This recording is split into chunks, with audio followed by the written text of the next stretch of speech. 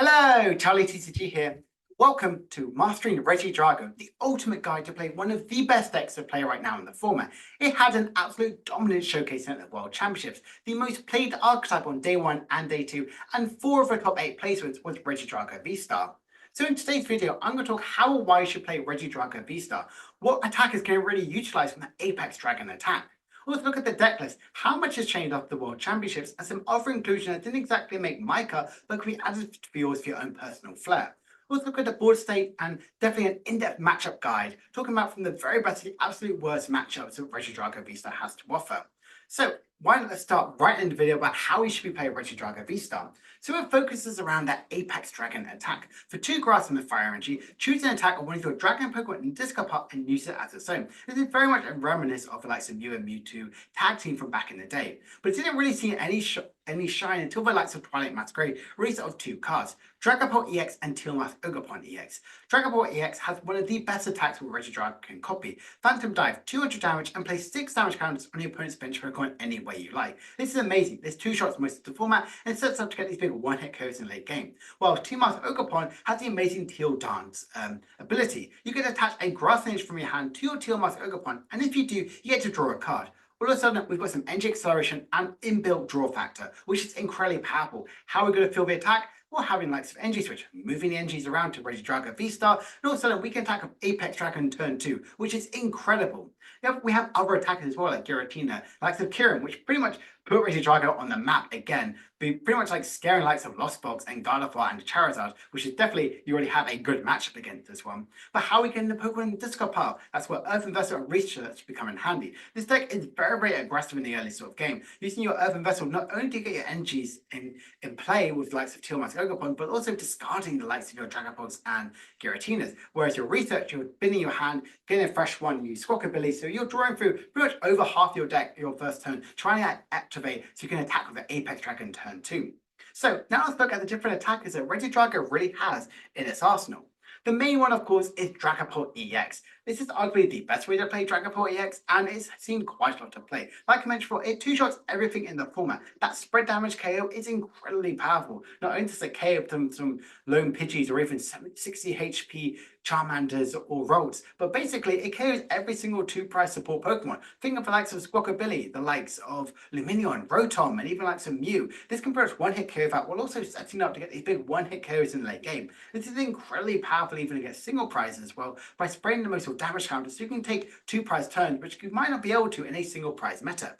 Another good sort of 200 damage attacker is the likes of Hisuian Goodra. Now this already has seen quite a bit of play in other decks, and I still argue it's a very, very good one to play. It's perfect in the mirror match because it's forcing them to try to take multiple KOs instead of just streamlining Tina after Tina after Tina to get these big one-hit KOs. It's perfect in this one because it's 2-shots most of the metagame, but also protects you. This is very difficult for single prize Pokemon to go over effectively additional 80 more HP on your Regidrago to get that clean one-hit KO, which I think is still an absolute must that Goodra should still be added into style decks.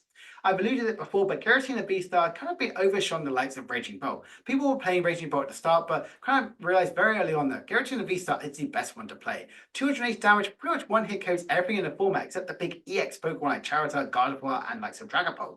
But you can easily kind of get that big one-hit KO afterwards from that spread damage that the likes of Dragapult has to offer. So that's already incredibly powerful. You one-hit KO in the mirror match, which again is so good. And you only remove 2 energies from play instead of likes of Raging Bolt, which you can remove the likes of 4 or 5. Yes, the caveat is it instantly goes from Velocity and you'll never touch it again, whereas likes of Raging Bolt, you have access to them again from the likes of Superior Energy Retrieval. But I generally think the trade-off is much stronger. You still finish the board state with having 1 energy attached to the likes of Regidrago, or even you're removing the energies out on your bench and still having a fresh Regidrago with having all that energy still in play. Definitely something which I think is a much stronger attacker in the game. Kirin. This is the card released from Shadow Fable, which basically scared Lost Box and Evolving decks completely for that Trifox attack.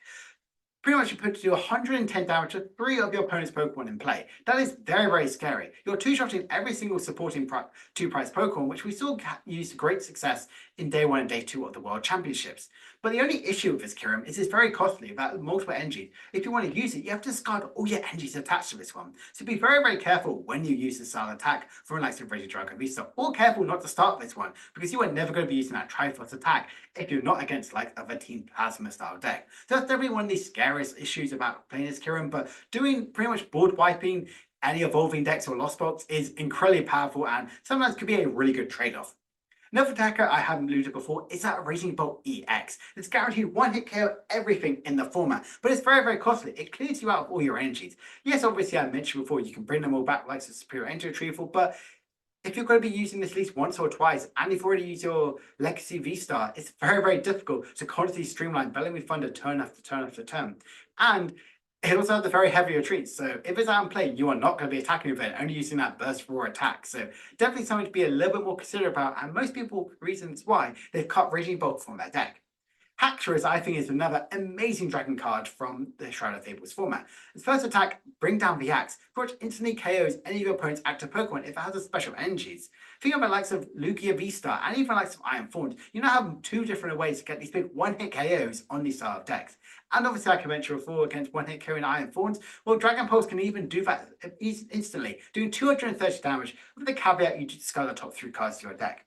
Now, I think this card is absolutely incredible. That 230 number is what this deck needs. It one-hit KOs like some Miraidon, Chien-Pao, any of the big supporting Pokemon like Pheasantiply, Ogerpon, KOs the likes of Iron Thorns, like I mentioned, or the basic Vs getting rid of the Dragos, getting rid of the Lugias. This is one of the strongest of attacks right now, but if you use your V-Star already in the game, you're effectively discarding an additional 3 more cards, so you're going through the deck very easily on. If you're playing more Super Rods, I could see this card be seen in this deck a lot more, but I could definitely see going forward that Hackers could see a bit more love because I think it's very powerful doing that 230 damage. And last big attacker I want to really mention is that Noivern EX, which solves quite a bit of play with that Covenant Flight, 70 damage, and prevents all damage done to this Pokemon by your opponent's basic Pokemon.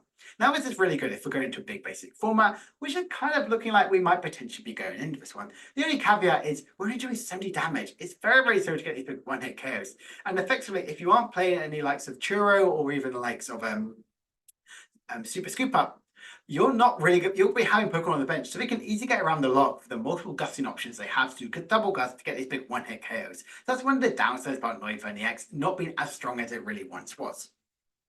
So how exactly should we be playing Regidrago? What you should be doing in the early sort of games? Turn 1, you definitely want to prioritize getting at least 2 Dragos on the bench because you don't want to have it instantly one getting carried in the later game. You want to Squawkabilly your hand away, get some Pokemon in the discard pile early on, and get some Ogerpons as well to put some energies. If you end your turn with at least 1 energy attached to Regidrago, V-Star, maybe even energy switch, or at least 2 energies attached to your Ogerpons on your bench, you're in a very good spot. Because turn 2, you want to be energy switch and you get that attack off. You want to keep the energy still on board, whether it be on your Ogerpons or additional Regidrago on the bench, and definitely keep the attackers in the discard pile. It's very easy to miss that sort of strategy and kind of go with all your setup and worrying about I'll get the attackers in the discard pile, go around with turn 2, you only have a Regidrago V in the discard pile and you're not doing that much damage. So again, that's something to always think about. Get the attacks in the discard pile. You have 2 turns to get that. Turn 3, you want to keep the attacks rolling, but also preserving the board state. This isn't the stage where we're going to be seeing Ionos. We're going to be seeing the unfair stamps, the Roxannes potentially. So we want to have multiple draw factors, whether it be that Mew, whether it be that Pheasantiply, whether it be multiple Ogerpons in play. You want to have that preserved sort of energies, and you want to keep those attackers rolling. Turn 4, this is what I mentioned about the V-Star. You might go but Charlie, I've evolved in my Regidrago V-Star. I might as well use it straight away like Star. You want to really save up for the optimal moment. Yes, it might be perfect to do it straight away because you're right, I want to discard the top cards of my deck because I know I might hit a Dragon-type Pokemon and then I'm going to destroy attacks. But in the late game, it could be really good because it can get your game-winning boss's order, the Catherine Cologne to go through the Cornerstone Ogerpon mask. There are multiple ways about why it's so powerful to use it in the later style game. Also, attack with Radiant Charizard. You're going to be spreading multiple damage counters for likes of your Dragapult, so you can clean up an attack and do these big one-hit KO potential. And also Dragapult, like I mentioned, you'll clean up some attacks anyway. You can pretty much get these big one-hit KOs, potentially 4 or even 5 prize turns, depending on how you play this one. So definitely one of the key options I always go to say is that keep some energies in play because it's going to be very dark sort of how Regidrago might not be able to function if it has absolutely no energies. So exactly why should we play it? One of the strengths Regidrago V-Star has that other decks don't really have. Well, obviously it has a great range of different attackers. You have so many to choose from. You can either wall some attacks, you spread loads of damage counters around. You could also get these big 2-hit KOs against everything, or these big 1-hit KOs. You have access to one of the best draw and energy acceleration in the game. Tilmas Ogerpon is so powerful. It's also a really good attacker as well against the likes of Charizard and any sort of these Dark Tower decks like Roaring Moon. It also has an amazing single price attacking option that can one-hit KO most of the field. Radiant Charizard is incredibly powerful. Team up likes of Dragapult, you're getting these one-hit KOs every single turn. And it has a great option against the whole field. You have good attackers into single price decks, good attackers against evolving decks, good attackers into big basics. There are so many things that this deck really has to offer, and that's one of the reasons why I absolutely love this one. The really big downsides of have this one, it's so easy to miss the turn to attack. I always say that I want to get an attack off and it only happens 50% of the time. You might go, but Charlie, that's a 50% chance. That's not too bad, but it could that your absolute strategy falls apart if you miss the attack. You can go behind very, very quickly, giving your opponent maybe an additional turn to set up or an additional attack they have. It's very difficult for you to come back from this one. You are incredibly reliant on abilities. If you're against an Iron Thorns and they can use their they cancel your abilities and use their crushing hammers, you could be very much dead in the water and not have that energy acceleration this deck really requires to really keep functioning. And you need the right attackers in the discard pile. Like I mentioned before, you can go through all of that setup and all you have access to is like a Kirin, whereas you need the likes of Dragapult or a Giratina. You want to know exactly getting them in the discard pile can be quite difficult. The only way we guarantee get them in the discard pile are likes of Ultra Ball, the likes of the Earthen Vessel, the likes of Research, likes of Squawkabilly. So not having access to this one early on to get the Pokemon in the discard pile can really hurt your strategy. So these are some of the weaknesses of a deck, but I do think that some of the strengths definitely outshone it, but the amazing range of attackers you have. So now let's look exactly where I'm at with Regidrago going after the World format. So I've gone to a 3-3 line of Regidrago V-Star. I think this is the best way to play it. You could argue the likes of a 4-3, but you're never going to need any more than 3. If you are scared of this one, we play Super Rod to like bring them back in. So it's absolutely fine to go with a 3-3 line, similar like to Tiamat's Ogerpon. You're always going to have access to quite a lot of this one, and you have so much inbuilt draw factor anyway, I think it's absolutely fine to go with these 3. 3 of them, you always want to have 2 of them on your bench anyway with that Teal Dance ability, so I generally think having those 3 is absolutely fine. The attackers, we have 2 copies of Dragapult EX, 1 copy of Goodra, 1 Giratina, and 1 Kirin. You're instantly like, Charlie, if you're only using the attacks once of these ones, why on earth are there 2 copies of Dragapult EX in this one? Purely on the basis, you are scared to pry this one, and you want to draw into this one very early on to get it instantly in your discard pile. That's exactly why I play 2 copies of this one.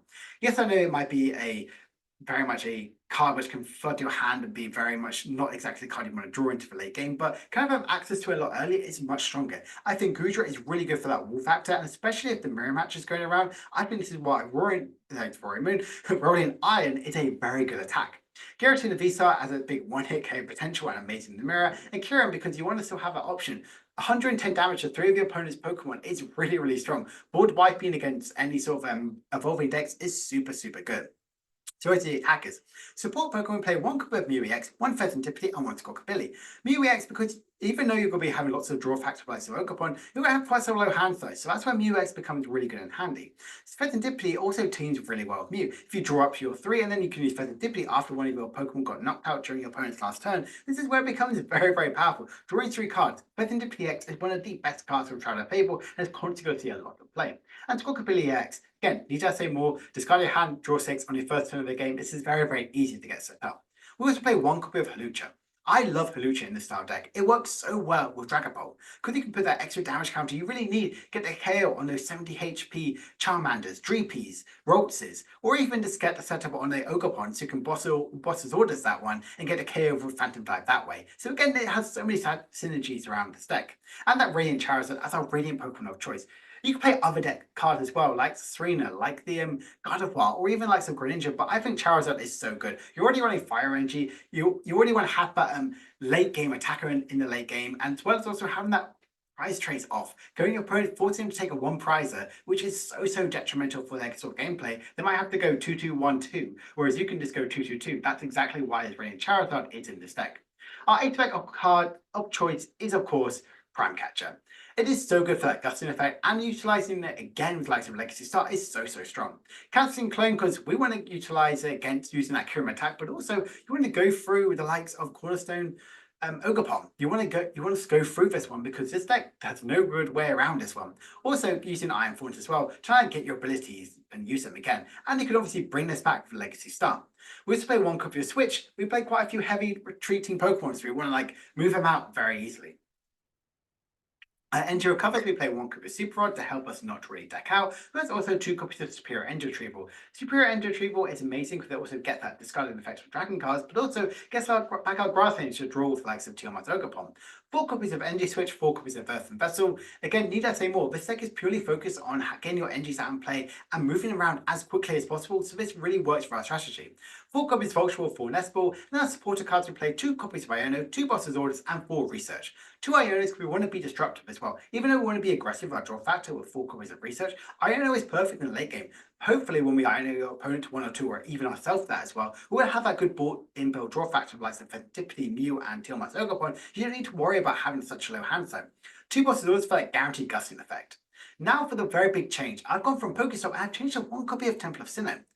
With the release of Regidrago, one of its worst matchups is actually like of Lugia V-Star. So obviously it's going to see a ton more play. So Temple of Sinnoh really helps you in that really poor matchup. It stocks the likes of Legacy Energy, but also forcing a double turbo to only be 1 energy, forcing their missed energy so that they're not actually being negating any of the likes of your Dragapult EX's secondary attack. Also stopping the likes of V-Guard energy if they are around until, so you can get the attack off much easier. That's why I think Temple of Sinnoh is much stronger. Plus also if we're seeing more of the Iron Thorns go around there, stopping Legacy Energy, stopping Double Turbo is still very, very strong. And of course, your energies replace 7 copies of Grass and 3 Fire. This is exactly where I'm at right now with Regidrago. I think it is very, very strong right now moving forward. And this right here in the list, if you're going to a League Cup or if you even go preparing for Baltimore Regional, this is one of the best ways to play Regidrago right now. And I'm really, really happy about how I've really done in my testing. So look at some cards that didn't make the cut. The first one is Cleffa. Now you might go, Charlie, why have you not put Cleffa? This is such a powerful one. It is a great setup Pokemon. It's free retreat and can offset the prize trade. It's pretty much drawing together 7 cards in hand after your first turn. Pretty much can instantly win you certain matchups. You're forcing your opponent to take a single prize KO. The problem I really have with Cleffa is, apart from weirdly not having an abundance of them, is it's so easy for it to get KO'd. It can instantly be KO'd for likes of Dustclops, likes of even Iron Valiant, some Hawlucha multiple plays, or even the likes of Dragapult. It's so scary for having some 30 HP Pokemon. And you also have to have it in the active spot. You might have to force to use one of your switches to kind of get this into, so you're burning already one of your resources. If I could, I would definitely add a Cleffa. If you are absolutely adamant that you only need 1 Dragapult, this would be the cut. Adding that Cleffa because I think it is just so powerful for the deck. Iron Leaves EX also saw quite a bit of success sort of in the Japan training camp, but also it's still really, really good and saw some play at the World Championships. It makes your Charizard matchup so much easier. But also that rapid veneer, pretty much when you get to put it in play, you have that instant switching effect. Move 1 energy this one, so if your opponent if you end your turn after a Kirin play, or even a Tina play, and you have a very vulnerable Regidrago in the active spot, you can use the Iron Leaf to get that quick switch in that one. Also, like I said, it moves out high retreat Pokemon, but it can also not get the 1-hit KO. 180 damage, yes, that's really good, but most support Pokemon have 200 now. So again, that's something which is quite a bit of a downside of this one. But also, if we're going to potentially see more Charizard matchups coming forward too, Iron Leaves obviously had a very good Charizard matchup. Night Stretcher. Now, I like this one because it gets back both energies and also your Regidrago to keep the attacking option. But I personally think that Superior Energy Retrieval is much stronger. It gets you more energy, so you can get more of that draw factors.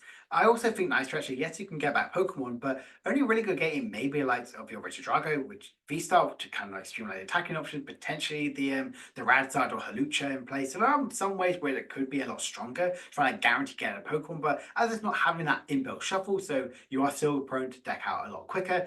I generally think this isn't as strong as it once was in other sort of decks.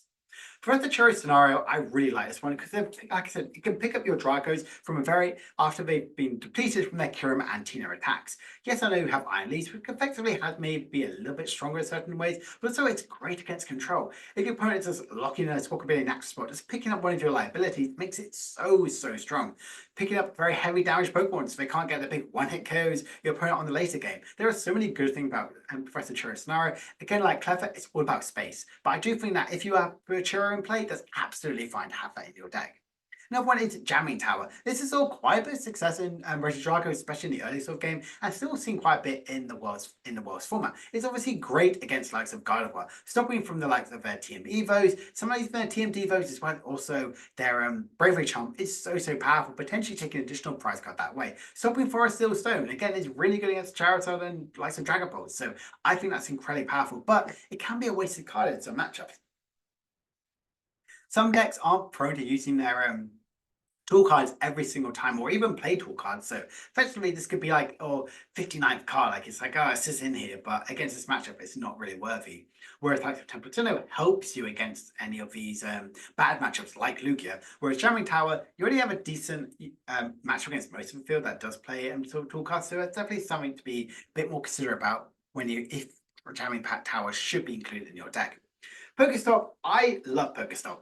As a huge Chien-Pao gamer, Pokestop is my jam, and I love that gambling, this discarding top 3 cards. And obviously it's really good because it gets your attackers in a discard pile. You can retrieve any of these cards back from your V-Star, but you can also remove all the cards that you need. It can remove your Squawkabilly to draw into in the first turn of the game. It can remove your researchers. It can remove your Regidragos. It can remove your Ogre all very scarily, your energies. So it's a double-edged sword. It can be very, very powerful to fuel getting your energies and discard attackers in a discard pile and retrieve anything back from the V-Star, but also can really slow your and hinder you in the late game. Now let's look at the ideal board setup going in your first turn. This is me personally from my testing, from talking to people. This is exactly how you want to end your turn. Whether it be a Mew EX in the active spot, but also having that Regidrago as well. Having one energy attached to one, make sure you have at less of them energy switches you need to really go with this one. And having 2 Ogre Pawns on the bench with that additional access to that Teal Dance, you want to, again, you pretty much have on board say, right, I can attack whatever happens, and even if I draw into some more cards from the Teal Master Ogre Pawn, I still have an attacker going. Like I said, the Squawkabilly and the Mew has really good draw factors for the game. And moving on to turn 2, you want to be having that Regidrago V-Star in the act spot with the energies on this one. Maybe some of you switch some energies around with your Teal Mask Ogre Pawns. Maybe if you attach the Regidrago V, you want to have the access to I can get an attacker off turn 2, turn 3 if you KO my Regidrago V-Star in the active. Again, this is stuff to think about. If you have a Churro, if you have a Collapse, removing any of your liabilities like Squawkabilly, so you can instantly replace it with the likes of either another Teal Mask Ogre Pawn or even like some Pheasantipity, which could be happening very, very soon. So again, this is something to really think about. You want to always have that energies on your Teal Mask Ogre Pawn ready to go to switch over to your new fresh Regidrago every single turn.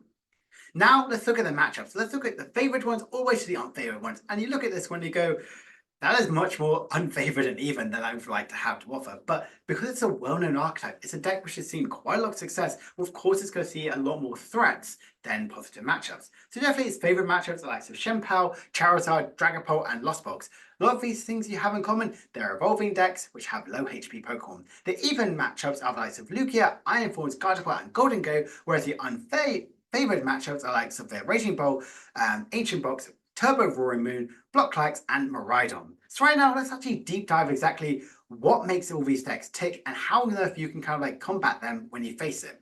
So going against Chien-Pao, as you know, this is my favorite deck of all time. It's fast aggressive. What should you be doing as a Regidrago player against Chien-Pao? Well, clearing away their Frigibacks, this seems like a very good play.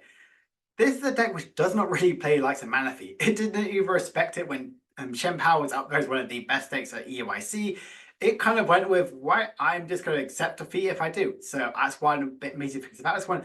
Stopping them having access to the likes of their Excalibur, it's very, very powerful. Dragapult, the spread laser damage counter. Yes, you're not one-hit KOing them, but you KO the likes of Frigibacks because, unlike most people, Chien-Pao actively plays with 60 HP Frigibacks, so removing that from play is instantly much, much stronger.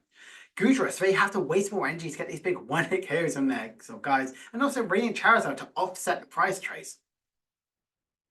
You can even have the likes of a Ionos be more destructive, but honestly, that's one of the scariest things about this kind of deck. But definitely some things to watch out for is if they get the attack off first. I mentioned that quite a lot of times because if they do, then all of a sudden you cannot you can't respond as quickly. You can hit off price it with having one of your single price attacking options in the active one, whether it be Hawlucha or the likes of Radiant Charizard, to force them to get a gusting effect. But this deck has a lot of inbuilt draw factor.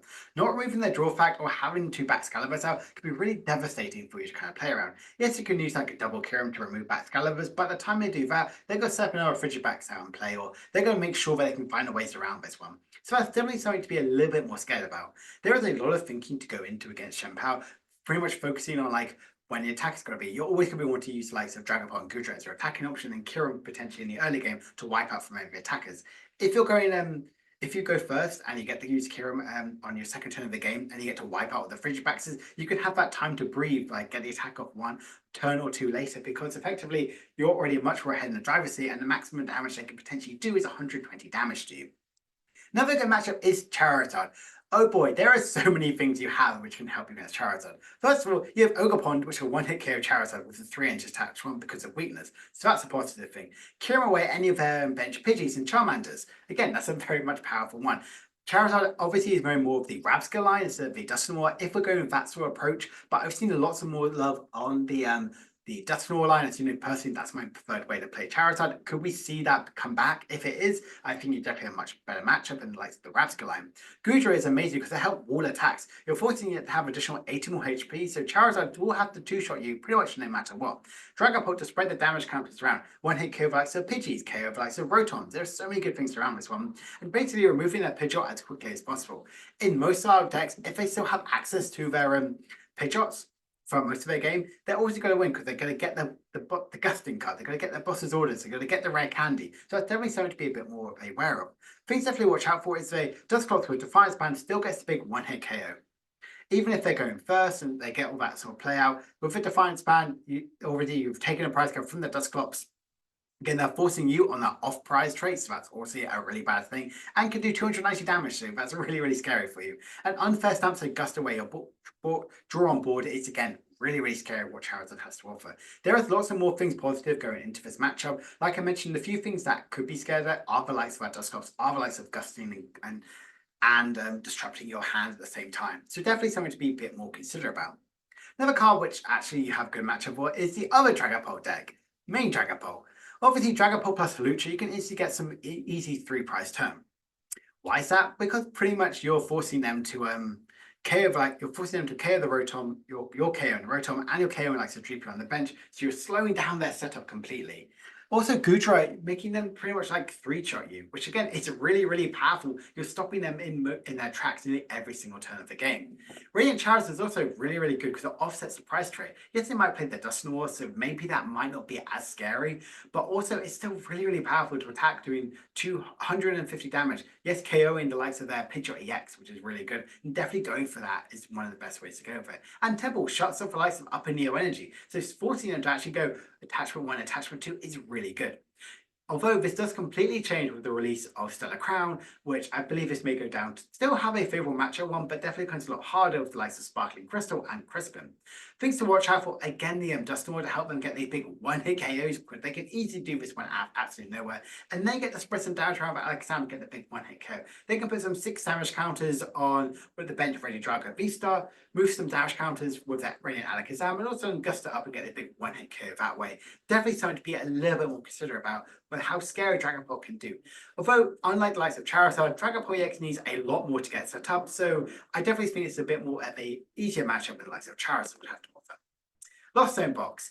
This deck, I feel like, yes, we saw some love and some people who I'm good friends with in the community did quite well at Worlds with this deck, but it is very much a dead-in-the-water style deck. Kieran pretty much has made this deck very, very scared because you can pretty much wipe their entire board with this one. Remove the Comfeys, remove the Sableyes, remove the Cramorants instantly, which is really, really scary. If you have it in play, you're making them have a much slower sort of spread to get the setup. Dragapult is amazing for spreading loads of damage counters around. And also, because you play at least 1 or 2 Ionos, you to get rid of all their large hand size is instantly a much better sort of a matchup for you.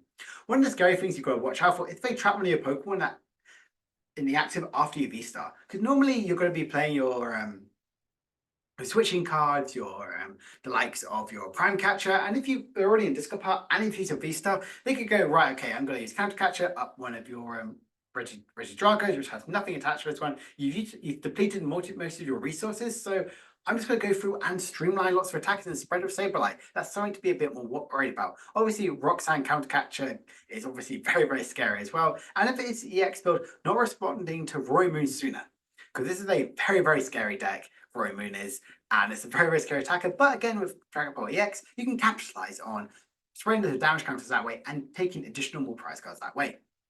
Lugia, this goes to more of the even style matchups. This could potentially be a bad matchup, but looking at the world's results, looking at how it's doing well online, it's definitely, and more my thoughts and feelings, definitely more of an even style matchup. You obviously have Tina, which can get these big one-hit KOs against this one if they don't have the likes of their the V-Guard. But that's why Temple of Sinnoh comes in. It pretty much shuts down their entire sort of strategy of all of their energy cards in play. So it's definitely something to be a bit more considerate about. And Ogerpon and Radstart are really good secondary attacking options. Ogerpon can really be good to KO the likes of any of their Archeops are in play, or even anything to get these. Because if Lugia and Iron Hands need a lot of energy to touch one, that really fuels Ogerpon's secondary requirement by doing 30 more damage for each energy attached to both active Pokemons. And obviously Radiant Charizard teamed up with the likes of Dragapult can get these big clean one-hit KOs. But definitely things to watch out for. Again, similar like most other decks, if they get the attack off first. The reason why I say this one, unlike the likes of Gardevoir, which they can be fine on their own, Regidrago can really struggle if it is behind. So if they can get the first KO and you can't really streamline your attacking options, you're pretty much dead in the water. And Iron Hands plus Legacy Energy is again very, very scary. Need I say more? Squawkabilly all of a sudden becomes a 3-prize Pokemon, which is again very worrying indeed. Let's look at Iron Thorns, the winning list at the World Championships. It is very scary, but also you have lots of things to go around this one. Clone can utilize your abilities again, which is very, very powerful. You get to spread some damage counters to get these big one-hit KOs, because they're only going to play like maybe 1-2 pennies with potentially the likes of a Power Pad. So again, you're in a really good driving command style. Temple shuts off lights of DT, stops Legacy Energy, but one big thing is don't go for Giratina. As much as the attention to get an instant big one-hit KO, use Giratina, they're just a few crushing hammers from removing all your energies in play, which is really scary. They are two-shotting you exactly, pretty much. So again, pretty much like going through the Dragapult, setting up multiple KOs is much more of a driver's sort of seat. Scary thing is if they get the lock off first, if they can kind of like, if you have Clone in the discard pile early on and they can just streamline and like not get the energy acceleration, you're very much very scared and you can't really focus on that much more to get the setup and streamline the attacks going on. Because if you go attach, it's always going to go crushing Crammer and removing all your energy cards in play. So that's definitely a bit more of a scary thing, but if you can time the Clone and you can at least put Clone back in your hand and hopefully not get it aeried away, you're in a very good spot moving forward. Gardevoir is another really good, I would say, an even start matchup. You have a few good things for this one. Dragapult to help set up multiple of these KOs and spread damage counters, because if you spread loads of damage counters around, it's very difficult for Gardevoir to actually Psychic Embrace if most of them have likes of 80 of like 60 or 80 damage on it, which it can't really kind of like energy accelerate to as well. Kyurem, only when you have enough energy on board. I think this is a really good one to have, because you don't want to use Kyurem when you have no energies in play, because Gardevoir again can really capitalize and come far behind. I personally think a red candy in Gardevoir goes an absolute long way to force the opponent so you don't have to utilize the likes of their TMT Evo. Lugia is also good to set some damage counters out. Like I said, you're getting to about 70 damage on that ropes, but also it can KO anything of the likes of any of the Drifting and Scream Tail, which might have a lot of damage counters on them. And Jamming Tower stops all their tools. One of the things you also could be worried about with Gardevoir is they do play Monkey Dory, which is definitely something to be watch out for. They can move all the damage counters which you might put around there. If they have two enders, chuck them back on your side and get big one-hit KOs that way. So again, that's something to be a bit more concerned about. Unfair Sampling Guts is still very scary. This deck has to offer. Going with a 2-card hand and pretty much they can trap something in the active and like use the likes of a Scream Tail to be huge damage counters and one-hit KOs. Walkability can be really devastating. Being too aggressive with your Kyurems and Tinas can really hurt you in the long run. I think that's one of the worst sort of strategies, but you could do, you go, oh, I use Kyurem right now, board wipe the opponent, but if they can just sit there, they can wait, and they know that you might not be able to get an attack off again for maybe 1 or 2 turns, and this is where this deck can really capitalize. And Gardevoir is a deck which can do really well from behind and still win, whereas us, if Regidrago, we cannot. So one of the big takeaways of Gardevoir is watch out for Monkey Dory, spread those damage counters around to hopefully set up some big one-hit KOs, and Holucha as well to get the big 2-prize, which pretend 2-prize knockout at times. So again, that's something to be really considerate about. And last of the even start matchups I want to look at is Gholdengo. Gholdengo is one of these archetypes which wants to be good so badly, but after the release of End Zoroark, I think Gholdengo EX might go back a little bit into the binder. But things to do against the likes of Gholdengo EX is, again, you're going to see a lot of repeat a tiny bit. Dragapult away to KO and get later attacks. What's amazing with Gholdengo, has 260 HP, so you can do the 200 damage to the active Gholdengo and put 6 damage counters on the bench one. And then if they don't get any healing attacks, which normally most decks will not be playing this one, you gust up the one with 60 HP one, KO that one, and then put 6 damage counters on the one with 200 damage on that one, and take a full price KO that way. Obviously, you can clear them away with their board state. You can remove all their gimmicks, but it's a deck which definitely focuses on having more of their mana fees out and play than other decks. Gudra is a good ward one because you're forcing them to have potentially 3 more energies to KO you, which can be very, very difficult for Gholdengo to really go through. And obviously, you want to gust up their Palkia or Darkrai early, so they don't have access to whether it be Palkia as a secondary attacking option or Darkrai to get access to any of their other item cards in the discard pile. But definitely some things to watch out for are they're a fast deck like you. They can be very, very aggressive with their draw factor, their coin bonuses, with their Greninja, so that's definitely something to be a bit more considerate about. And Tina for the KO, it's instantly very, very powerful, but you can waste some energies and they can capitalize on this one. Similar to likes of Kiram, board wiping them, but not having backup. This is the one thing I want to really get into your head. If you only really Kiram and Giratina, if you've really thought about this one, and if you actually have the necessary energy requirements to actually back it up and not just go, oh, I'm just use Kiram now right now, and it's like, oh, now I have nothing for the next 2 or 3 turns. And this is where Gholdengo, because it's very fast, very aggressive, can capitalize on it. Now let's look at the poor matchups. Regidrago. Oh boy, it is a bad matchup. But things to really do. End your turn with a single prize on the active. That's pretty powerful. You're forcing them to take an old prize card. That's exactly where you want to be. Set up damage counters for Dragapult, so you don't have to deal with using Tina early on. What's scary about Tina is it can do 200 damage, and if it has a bravery charm attached to the one, it has 200 and the likes of 290 damage, which can be very, very scary for you to actually get these big one-hit KOs. And obviously, you want to aim to KO their Ogerpon. You don't want to get rid of all their energies cards in place. Similar to you focus more on have Ogerpon as your draw factor, and you're removing them, forces Raging Bolts, and utilize Sardas a lot more often. But things to watch out for is if they get the first KO. Like I said, having that Bravery Charm is so difficult to get a one-hit KO. You have to pretty much use Dragapult twice, potentially, to actually get these big one-hit KO setup. And they will always go 2-2-2. So trying to stop them for any inconvenience, whether it be if you play Cleffa, whether it be if you play Halucha or the Radiant Charizard, having something in the active spot to force them to gain additional turn or for them to take additional more prize card can really, really help you in the long game. But this deck is very fast, very aggressive, and very, very bad for Regidrago to actually deal with. Ancient Box. We saw this one do pretty well in the Juniors division, and it's actually pretty good. You can cure him twice to take the 3 prize turn, which I think is really, really strong. You can tackle Dragapult to set up your instant against one-hit KO if you have an Earth and Ancient booster capture energy, but also you can set up to get potentially a 2 prizes that way. You want to attack turn 2. This is, I stress it enough, to keep it in the game, you want to do this one. Attacking with Ogerpon is absolutely fine. Yes, it could be easy for them to respond, but also you're going to be energy acceleration Ogerpon much quickly and much earlier on. It's also not too bad to attack with.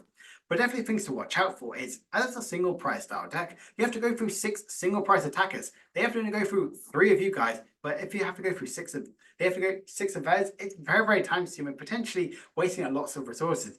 They can ramp up their damage very quickly. The amount of times I've been against Ancient Box, which turn 2, some of these been turn 3, they're already at the 200 plus matchup, and they play quite a few counter catches, so they're going to be bossing around, gusting around there, while energy acceleration could be really, really scary, and they will target the draw factor. They might ignore the Regidragos for a bit, and just purely focus on your Ogerpons, on your Squawkabillies, on your Muse, because they can guarantee to get these easy 2 prizes and not really rely on dealing with Regidrago until the very late game when they can get these big one-hit KOs. Yes, I know you have likes of Kiram to take these multiple prizes, but they might play 1 copy of Pennies, so that's definitely something to be a little bit more considerate going forward. Roarng EX, the deck which got into the finals and got 2nd place, and potentially going to see a lot of hype more going forward to it. But again, you'll notice the trend with similar to this, with Miraidon, with the likes of Regidrago. This deck really struggled with this big beat stick big one-hit KO 2 price decks. So again, you'll see a lot more of this Dragapult to spread and clean up damage attackers, because they might be using their Frenzy Gouging to get these big one-hit KOs at times. So you could potentially gust up one of their bench Pokemon, like a Luminion, like a Squawkabilly, and use them spreading damage counters one potentially if they have to use a Frenzy Gouge again, they have to knock themselves out, or you're cleaning up some attacks for later game. You want to target the setup, attack with Ogre because you get these big one-hit KOs against this one. But again, stuff to watch out for is not having a strong board, and they will punish you because they are so fast, so aggressive that even if they go first or even if they go second, they could potentially get the attack off going either way, or even having the pressure of having the attack going on. So that's definitely something to be a bit more of a scared one. They can attack out of nowhere because they just need attachment, Dark Patch, and Sada, and also they've got an attacker going there, then and there, out of nowhere. So again, there's something to be scared about. And you have the Tina to get the big one-hit KO. But like I mentioned before, Haxorus looking very much more of a likely inclusion in style decks now. If we're seeing more Roaring Moon, more Miraidon, more likes of Iron Thorns, Haxorus could be really good. Yes, you discard the top 3 cards of your deck, but also you guarantee one-hit KO them and not having to waste 2 energies of the likes of using Tina. So this is something to be a bit more considerate about going forward to. If you're expecting more of these big stick 2-prize big basics, this is when Haxorus becomes much stronger. But if we're not, we're still expecting more evolution decks, this is when having more copies of Dragapult becomes much more of a better choice. Snorlax Stall. This is a bad matchup and everyone knows this.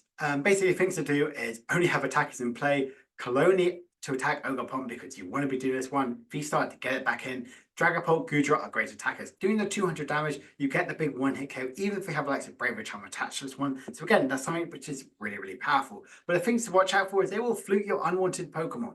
Do not put Squawk in play no matter what. If you want to go, oh, my hand is absolutely terrible, I'm going to Squawk a Billy and just got my hand and draw a fresh 6. Don't. It will punish you. They play full gusting cards. They play lots of Eries. They play lots of disruptive cards. They play flutes. They will be clearing that Squawkabilly out and play as quick as possible. And burning through all your switching cards is something to watch out for. This deck does play 4 switching cards, which is quite a bit of switch and prime catcher, if you include the likes of your Legacy Star. But if they can kind of like, if you get them in discard pile early and not utilize them with likes of Legacy Star, or if they discard this with an Eerie, you're very much dead in the water. So that's definitely something which I think can really struggle against the likes of BlockLax.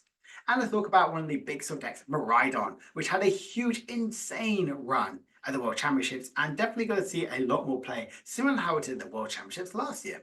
But definitely some things to do against Miraidon EX is Dragapult to help set up a damage. What could be very scary is they still play likes of switch card, so if you try and get some setup damage, they can instantly heal it from likes of switch card. And you want to respond to their attackers quickly. But again, the things to really watch out for Miraidon is they can get their first attack, they can switch card to heal the damage, and they play Bravery Charm. So there's so many things against Miraidon which can make this deck really struggle with. Like I mentioned before, this is when you're thinking, if you're against loads of these big basics, Haxorus is definitely going to be the most card to be played with to kind of like bring out a little bit more of a better matchup against these very scary archetypes. So again, something to be considerate about, but Miraidon has lots of very, very scary attackers. They have Iron Form. They could play Iron Forms, but also play Iron Hands, get 3 prizes on Squawkabilly. They have the likes of their Zapdos to do additional more damage. They're not really playing the likes of Raichu, but if they play Raichu, they have a way to get these big one-hit KOs.